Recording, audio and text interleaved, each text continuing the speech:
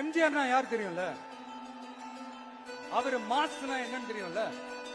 அன்னைக்கு எம்ஜிஆர் முதல் 1979 ஆட்சி அமைச்ச போது நான் தான் இந்த ரெட்டை இலையவே எம்ஜிஆருக்கு எடுத்து கொடுத்தேன். இவன் போய் சைக்கிள் சின்னத்தை தூக்கிட்டான். அட இது வரையறதுக்குள்ள தொகுதியில தேர்தலே முடிஞ்சு போயிருமான்னு சொல்லி அப்புறம் இந்த ரெட்டை இலையை எடுத்து கொடுத்து அப்ப இவனுக்கு 40,000 ரூபாய் கடனை.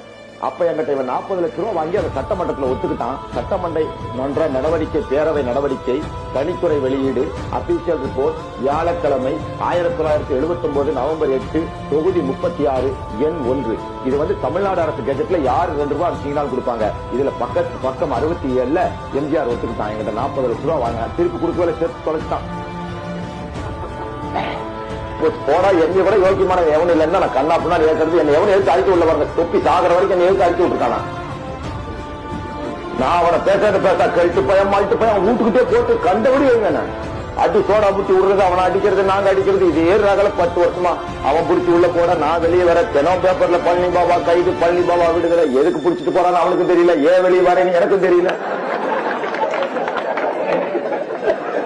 இப்ப என்னமே இவனுக்கு பண்ணிவிட்ட வேலையில நான் தான் இப்ப சிறைவாசிகள் நல்ல சங்க தலைவரா இருந்துகிட்டு மாசத்துக்கு ஒருக்க சும்மாவா ஜெயிலுக்கு போய் அந்த கைதிகளை பார்த்து காசு கொடுத்து உள்ள பள்ளி வாசல்ல இருக்கு.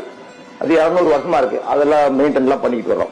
ஏன்னா நான் படிச்சது பிரிட்டிஷ் ஸ்கூல், ஊட்டி லவ்டேல் லாரன்ஸ் வெள்ளக்காரங்க ஸ்கூலு. அந்த ஸ்கூல்ல இந்த அவனை எதிர்த்தவன் எல்லாம் சொல்லி தர மாட்டான் எனக்கு.